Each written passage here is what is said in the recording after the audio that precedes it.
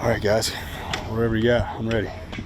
Well, I know you haven't reviewed film from today, but you guys were Poor? installing a lot of that run game. Yeah. Well, Sorry. you thought poor in the run game too? Or? No, we had a great character building day. It's good for us.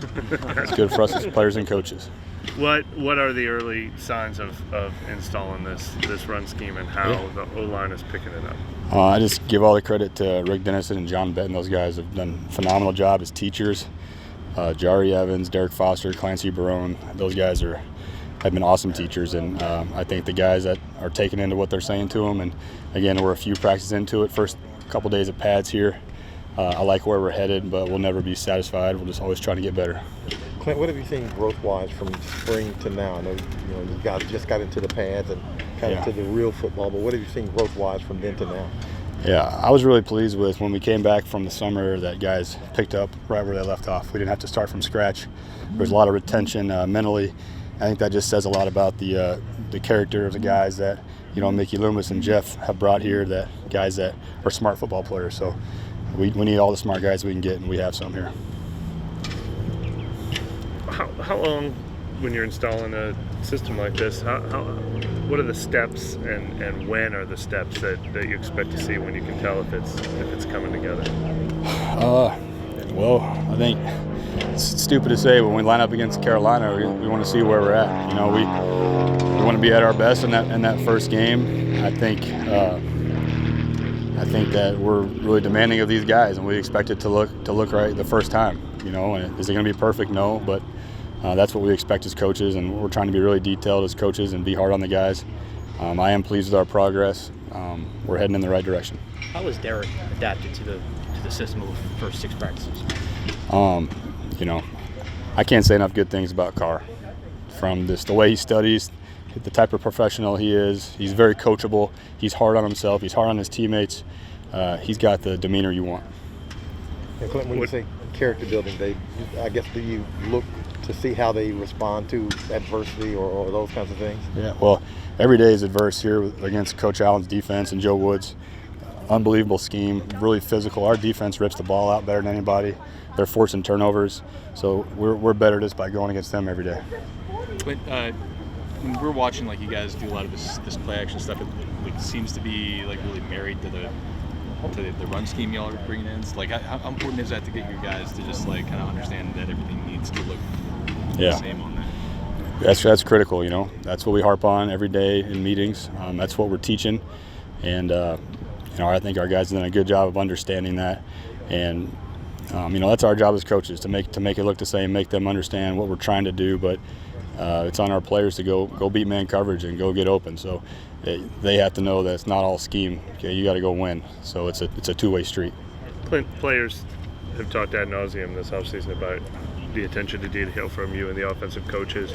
How Derek keeps telling this line about even when they're celebrating a good play, it's but it could have been 2 yards this way or whatever, and or doing it again when you get them back in the huddle.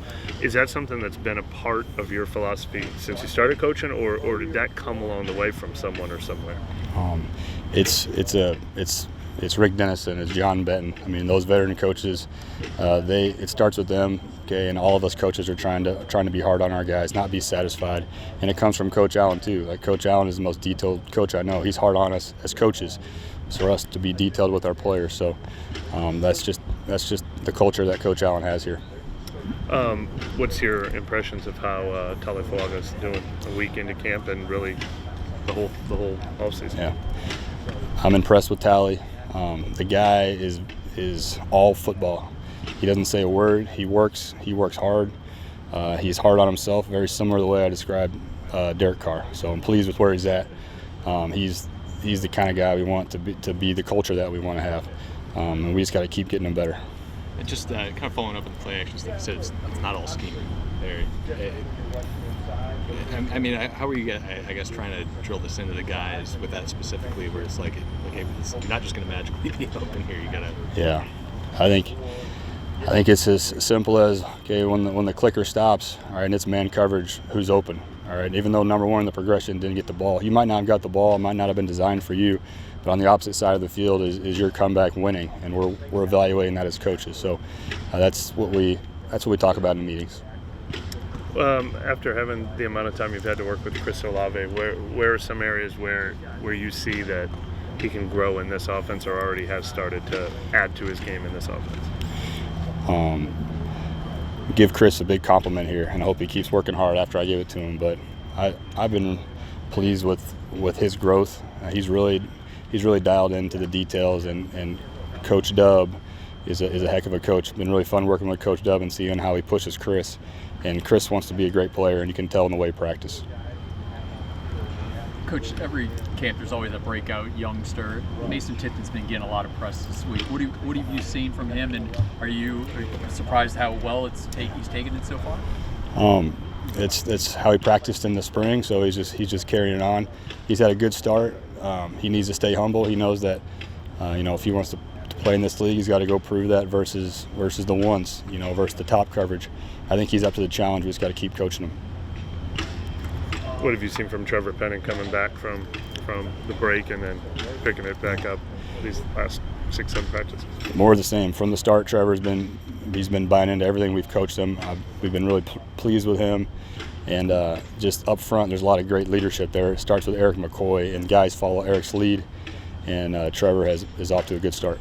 And with Olave, he mentioned that he envisions getting more yards after the catch opportunity. Is there anything about the philosophy of this offense that does lead to more yards after catch opportunities for him and other receivers? Yeah, I think it's something that we preach. But if you're going to be a one in the NFL, then that's got to be something that's got to be a skill you possess, and that's something we definitely stress. Yeah. If you guys are running like maybe a majority wide zone scheme in this offense, like is there like a specific trait for a runner that works really well in that scheme? This is definitely things we talked about, getting ready for the draft, and I think definitely looking for athletic guys that can get to the edge of the defense, but it doesn't have to be that way. Main thing that we just want smart guys. Okay, the smart guys get a lot of yards in this offense, and I've been pleased with our backs and with Derek Foster, the way he's coaching them. And kind of along those lines, does Jordan Mims kind of fit what y'all are running scheme-wise here? I think Jordan Mims fits a lot of schemes because he practices hard and he's smart and he finishes. So he's a guy that's had a good camp thus far. Thank you very much, Coach. Thanks, guys.